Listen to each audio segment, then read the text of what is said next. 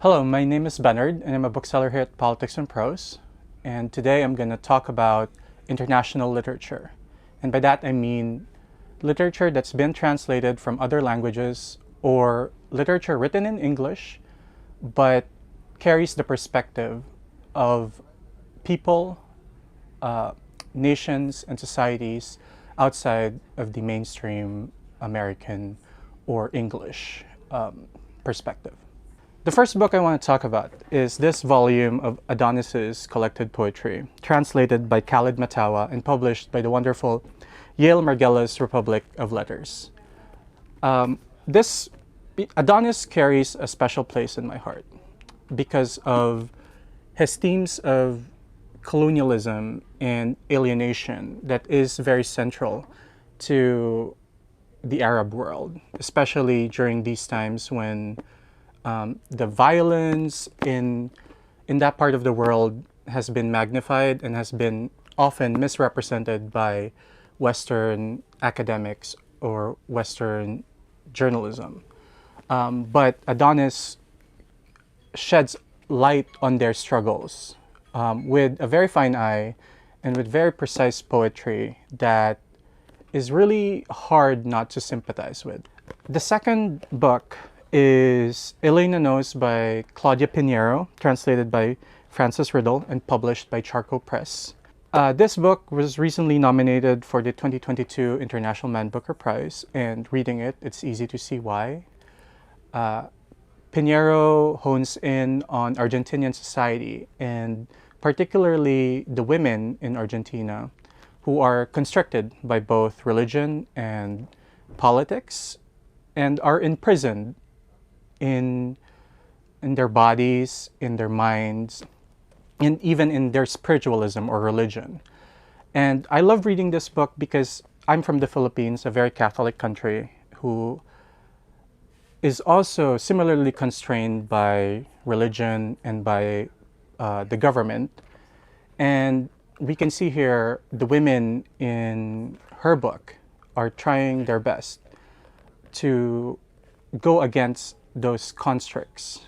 And I think this book, although it's covered or masquerades as a detective novel or a mystery novel, is very good at shedding a light on Argentine society and what makes it tick. The next novel is Whereabouts by the great Jhumpa Lahiri.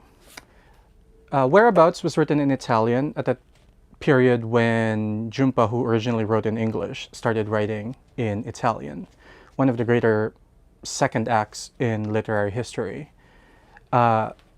In this novel, she writes about like an unnamed protagonist in an unnamed city that closely resembles Rome. And it is plotless.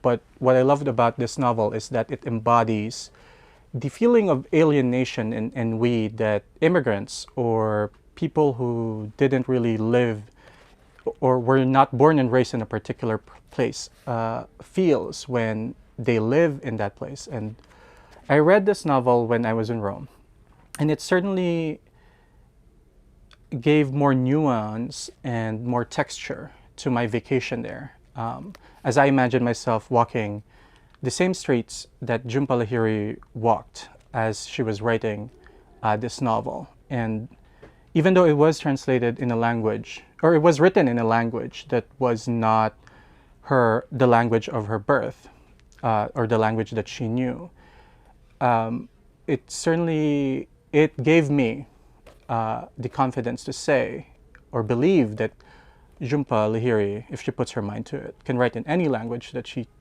chooses, and it will be an excellent piece of writing. The next book I want to talk about is this collection of essays by Valeria Luiselli, translated by Christina McSweeney, one of our great translators, and published by Coffee House Press. It is a book of essays about alienation or about living in a place where everyone is unfamiliar, where everything is unfamiliar, the places, the people. There are essays here about her time in Venice. There is an essay here about flying from and to Mexico, and other pieces of what we I guess call travel writing, but is essentially an exploration of the self when you are in an environment that you are unfamiliar with, and what does it mean in terms of like loneliness or melancholy or connection. Okay, this one is a good one. This is The Hour of the Star by the great Brazilian writer Clarice Lispector, translated by Benjamin Moser from the Portuguese and published by New Directions. I've read this book, I think, back in 10 years ago, I think. And I've been coming back to this book every few years or so, and I've read it in 2 different translations. And I think it is one of the most beautiful and most haunting books that I've ever read. The story of the woman protagonist in this novel and her life of squalor and her life that is what we would assume lacks dignity, but Lispector's treatment of her is filled with so much empathy and written with the skill of an architect. The next novel I want to talk about is The Revolution According to Raymundo by the Filipino writer Gina Apostol. This was written in English, but again, as I've said in my intro, I want to talk about world literature. This is a story of like a Filipino revolutionary, written in diaries and in footnotes by various scholars. And I just love it because it's so much fun to read. It's funny, but also talks about a subject that's very close to my heart, which is colonialism and the Western academics' treatment of post-colonialism.